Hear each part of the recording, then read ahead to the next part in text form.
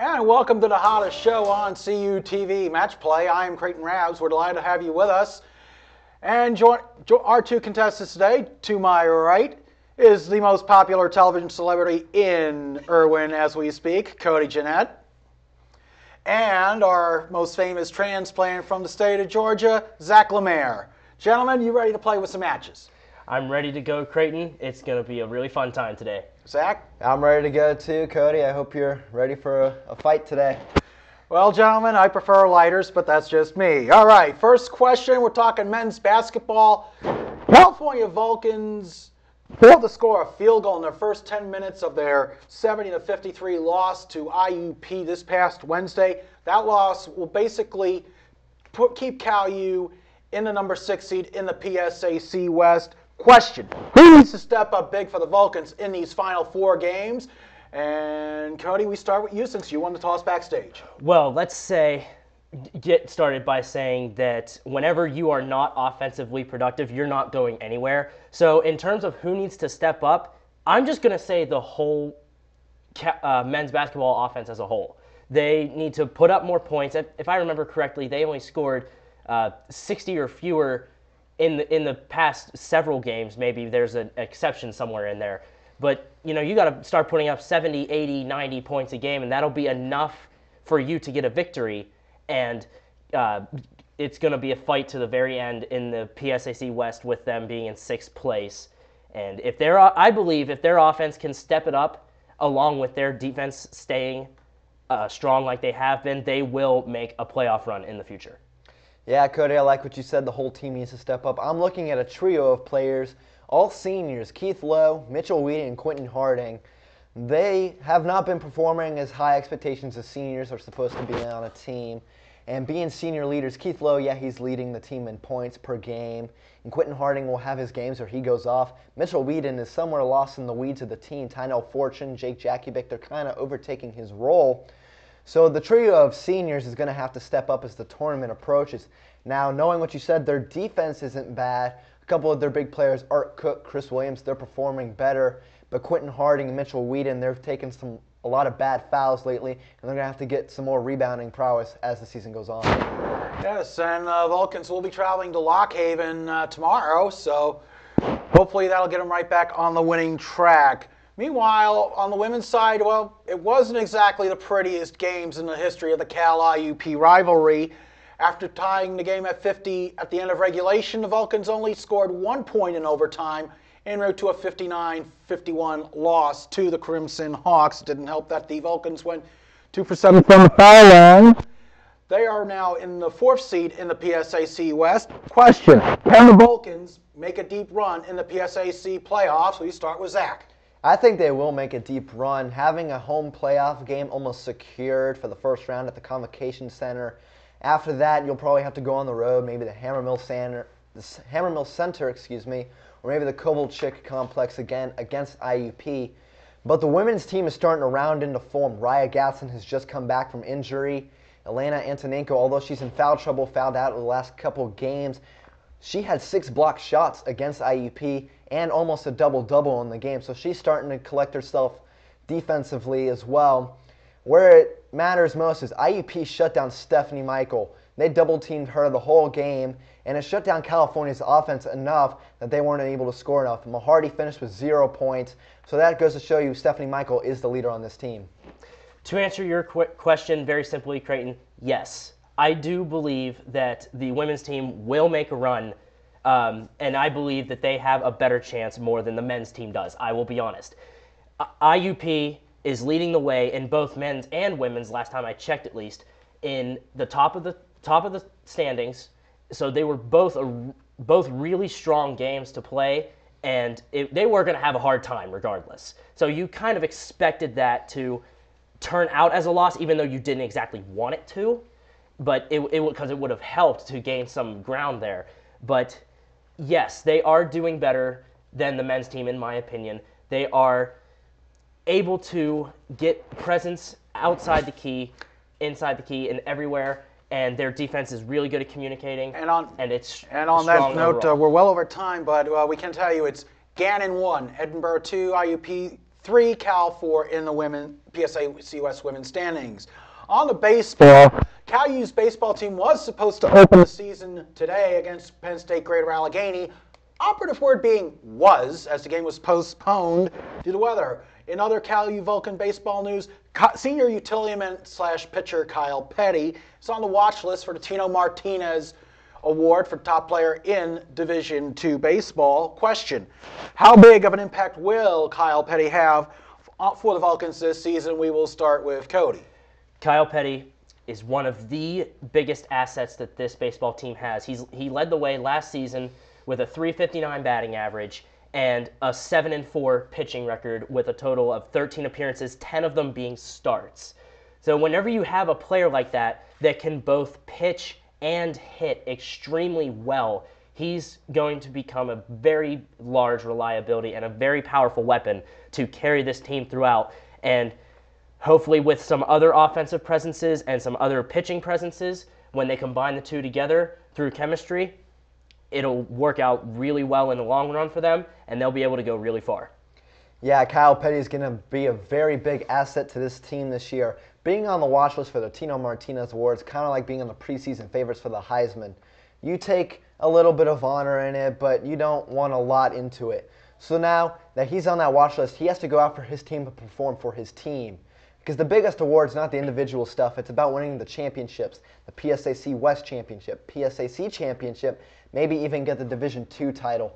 That's what Kyle Petty is going to hopefully bring to his team this year.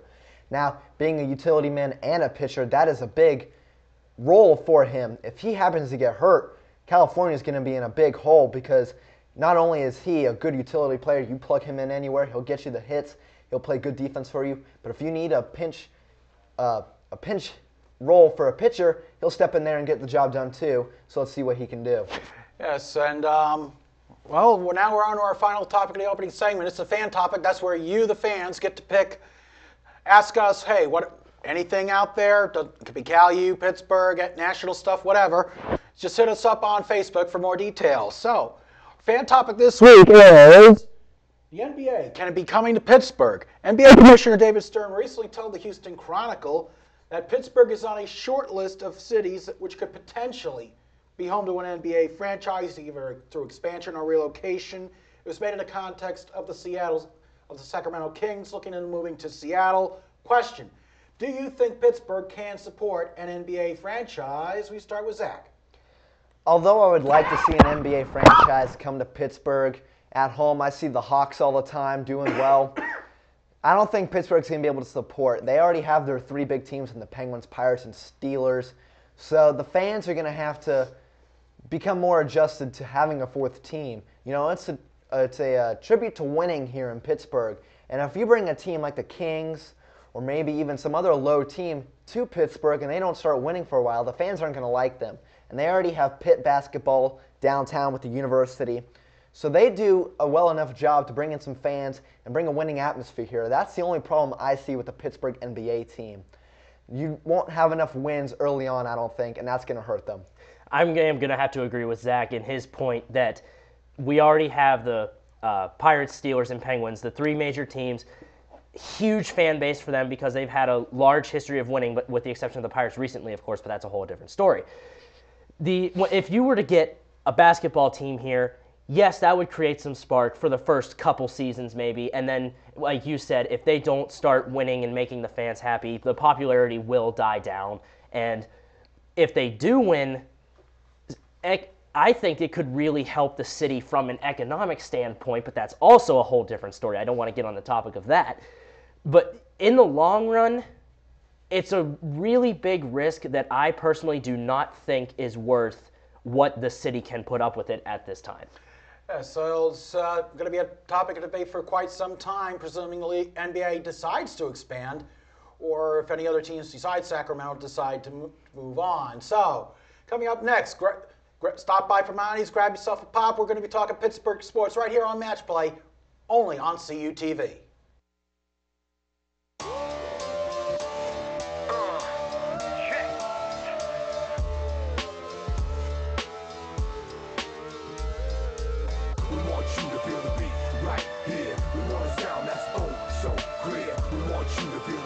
right here. Raise your hands and everybody say, ho, ho, ho.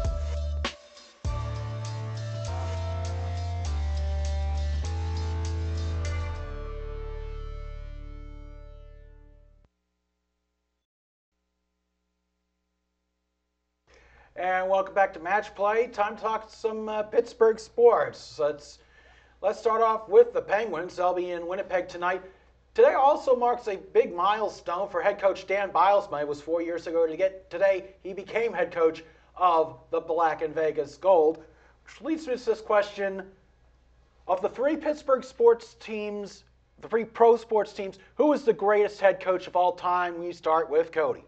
Without question, Chuck Tanner. Chuck Tanner being the head coach of the Pirates whenever they were one of the huge, dominant forces in Major League Baseball, carrying them to so many World Series victories back when baseball was at one of its golden primes in Pittsburgh.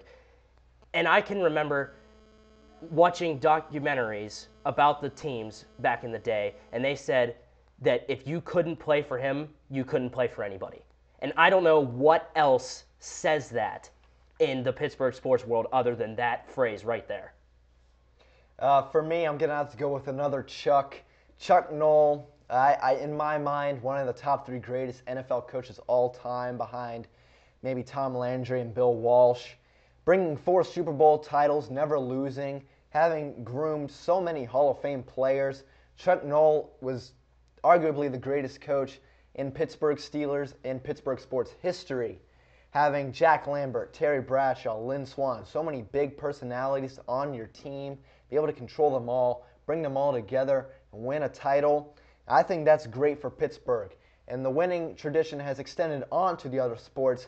The Pirates and Steelers both winning during the 70s a lot, when the Penguins started winning in the early 90s and to now. Bilesma is creating the tradition of winning here in Pittsburgh, just like Chuck Noll and Chuck Tanner. And one related Pens milestone, Brooks Orpik will play his 600th game tonight as a member of the Pens. Moving on to the Pirates. Pitchers and catchers reported to Bradenton earlier this week. Question, who do you think is going to be the impact player for the Pirates other than McCutchen? And who's going to be the impact pitcher other than A.J. Burnett? We start with Zach. Well, for pitcher, I'm going to go with James McDonald. He started off spectacularly last season for the first half. Then the All-Star break approached, and he just fell down. And I think that approaches to his innings limit. He had not pitched over 200 innings in his career before, and as the season went on, you get more innings, he'll get tired. So this season, I'm looking to see him work more on being able to pitch farther into the season like he did in the first half. And for hitter, I'm going to go with the real deal, Neil Walker, the hometown kid from Pittsburgh. Andrew McCutchen, if he's the only asset on this team halfway through the season, the other teams just aren't going to pitch to him. And you're going to have to find some offense behind him or in front of him. And I think Neil Walker is going to provide most of that relatively if he comes back from injury from last season. All right, for my pick on a pitcher that I feel is going to step up, it's going to be the newly acquired one, Wandy Rodriguez. He came to the Pirates last year, in the middle of the year, near the trading deadline. Had a few pretty good starts, had a few shaky ones, but in my opinion, I feel he was just getting in the groove, getting into a new setting, new town, new team, new everything. So I feel if he's given another year or so, or another year and a half to prosper, he can really become one of the dominant pitchers on that starting rotation. And as for hitters, I'm going to probably go with one of the not-so-favorite players on this roster right now, and that's Clint Barmes. Clint Barmes, one of the best shortstops, all in MLB, he had the lowest error percentage, but not one of the highest batting averages, and everybody knew that, so he'll step it up for sure. Yes, well, we shall see if the Pirates can break their 20-year string of losing come this season. Next topic, let's talk a little Pitt men's basketball. The number 16 Panthers will be traveling to Milwaukee tomorrow. They will face number 18 Marquette in what could very well be a Big East championship preview. Question, how deep do you guys think the Pitt Panthers can go, both in the Big East tourney and in the Big Dents? Let's start with Cody. In recent years, it's always been a toss-up. Sometimes they would go into the tournament really, really hot, then fall out in the first round. Other times they would go under the radar and make it all the way to the Elite Eight sometimes. So it's really unpredictable when you take a look at it. They're number 6 right now. who knows what will happen by the end of the season, and whenever the March Madness tournament does come around, how it's all going to be about how they go into it, what kind of attitude they have, what kind of mindset that they have to determine the outcome. I personally believe that they are going to make it to the Sweet 16 or later. They do have a few strong key factors that can really help them carry far should they use them to their utmost potential. Yeah, I think for the Big East tournament, Pitt's probably going to make it second or third round. Marquette this week, it's a big matchup, 16 versus 18 in the nation. Marquette is actually leading the Big East, although they are ranked lower than Pitt. But for the big dance, I'm going to say Sweet 16 or Elite 8. You know, every year Pitt will go in as a number 1 seed. Last year they missed the tournament completely after a terrible season in the Big East. But Jamie Dixon has gotten his team back together collectively, and I see them making a partially deep run into the tournament. You know, not like some fans think they'll go to the Final Four, maybe even win the championship game. So many years they were number 1, and they fall out in the second round to Butler.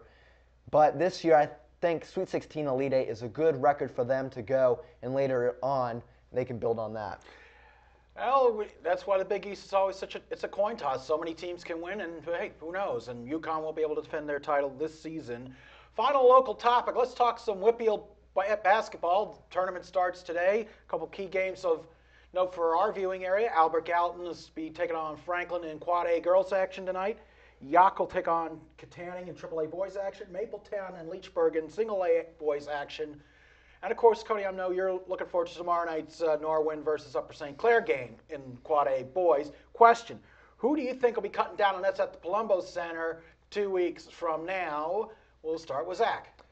Team I'm looking at is Newcastle. Last year they won the AAA WPIAL championship, and they moved back to 4A this year. Now they're looking to become the first team in WPIAL history to win back-to-back titles in 2 different divisions. So I think that's going to be a key factor to look at after they won back-to-back-to-back in the late 90s, early 2000s in Quad A. But also in Quad A is Gateway, and they've won the last 2. So they're going to have a tough competition there with Newcastle. Now looking in the lower brackets, for example, Single A, Lincoln Park, name for my favorite band right there, they're back Single A. They won the title last year. They have a number 1 seed yet again. So let's see what they can do as they move on into the tournament. Well, Zach, I will have to agree with you in saying that Newcastle is a really, really big threat. They have one of the best records, if not probably the best, of the whole WPIL in all 4 sections. But then you also have those schools that have always been on that radar map whenever you take a look at playoff pictures. You have Thomas Jefferson in there.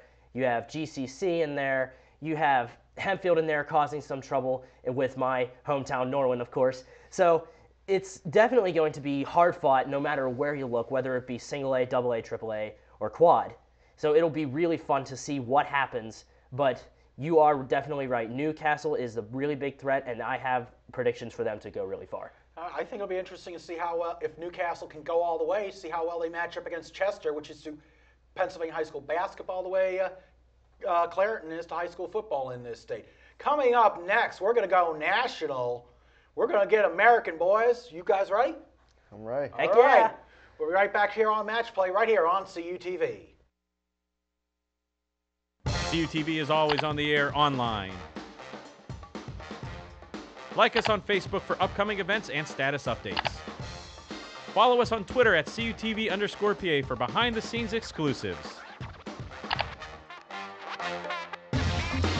For streaming news and sports coverage, subscribe to our YouTube channels.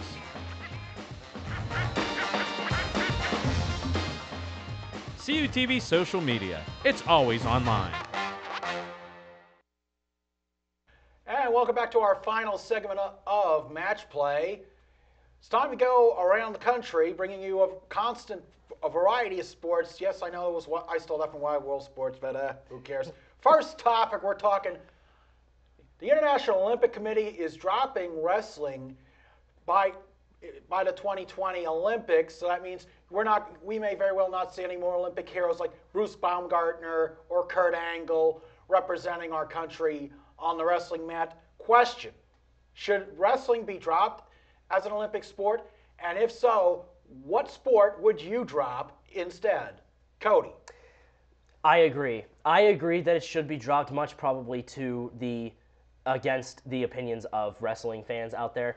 But whenever you take a look at Summer Olympic sports, when you rank them in terms of popularity, wrestling, to be honest, I never really knew it was an Olympic sport. I mean, I knew there were some dominant icons there, but in terms of overall popularity and getting the ratings, getting the profiting, getting the merchandise, all of that, wrestling's kind of low when you take a look at, say, basketball or gymnastics or swimming or water polo even, stuff like that. Those are the things that will get your audience's attention. However, in the wrestling fans' defense, I would like to see something more ridiculous get dropped, like fencing. Yeah, I kind of agree with you. Some more ridiculous sports out there that could be dropped, but I'm also in agreement. Wrestling, I think, should be dropped. Kind of like you, I had no idea it was an Olympic sport before today, and Creighton brought it up.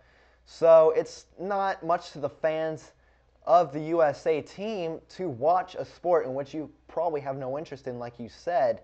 Another sport I think that might be dropped eventually too, weightlifting. I turn on the TV, see NBC Sports, NBC Network, I see it on there, I'm just not interested in it. And some of these sports that aren't interesting, they're putting golf in, they're putting rugby sevens in to try and get back the interest into the Olympics after dropping baseball, softball, and now wrestling. So you'll see what the Olympic Committee does later on. Wrestling was one of the original sports dating back to ancient Greece. So to see that vanish, I'm not a fan of that, to be perfectly honest. Keep the wrestling. I want to see the next Kurt Angle in about 15 years. But anyway, let's move on to our next topic. March Madness is looming.